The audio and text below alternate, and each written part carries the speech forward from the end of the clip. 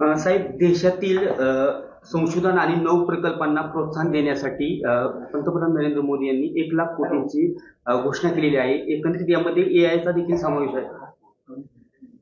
असं आजच्या वृत्तपत्रामध्ये त्याची माहिती आलेली.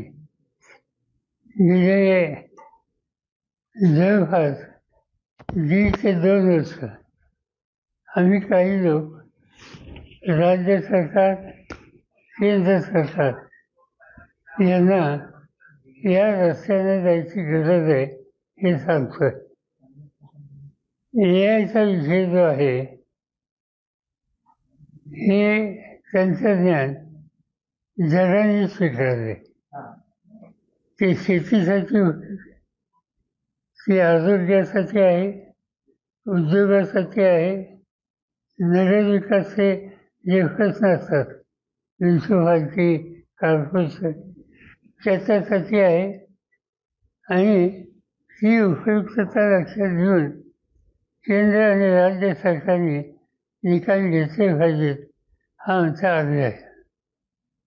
महाराष्ट्र सरकारने मध्यंतरी बारामतीला येऊन पाहणी केल्यावर 500 कोटी आम्ही उपलब्ध करू म्हणून निर्णय जाहीर. पण अजून माझ्यासोबत एक सुद्धा केस आली नाही की राज्य सरकारने या 500 कोटीतून कुणाला अर्थसहाय्य केलं. माझी काही तक्रार नाही. आम्ही पुन्हा सरकारला सांगू. कदाचित त्यांची प्रोसेस चालू असेल. पण जर वेळीच निकाल घेतले नाहीत तर या नवीन तंत्रज्ञानात योग करणारी तरुण मुलं जी आहेत ती नावमेद होतात आणि ती नावमेद होऊन जातात कामा नाही.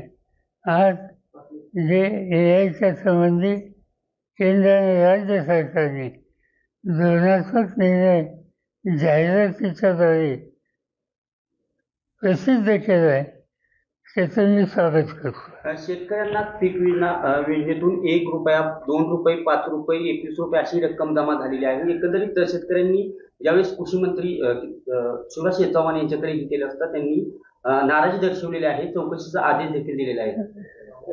हे एक यंदाच्या वर्षी निसर्गाचा कोप, शेतीचं प्रचंड नुकसान झालं. अशा वेळेला त्या नुकसान ज्यांचं झालं त्यांना मदत करणं, पुन्हा उभं करणं हे काम निश्चित आहे. राज्य सरकारने काही यासंबंधीची पॅकेज जाहीर केली आणि पॅकेज हा एक भाग आहे.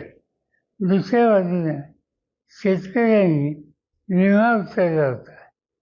नुकसान झाल्याच्या नंतर विम्याची रक्कम त्यांना तातडीनं मिळायला हवी.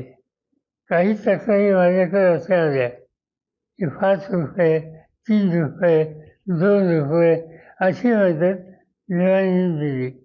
आणि आजच्या माझ्या वर्तमानपत्रात बातमीवरनं एक गोष्ट लक्षात आली की ही जी विम्याची चुकीची नीती आहे ती देशाच्या शेतीमंत्र्यांच्या लक्षात आलं आणि त्याची ते चौकशी करतात.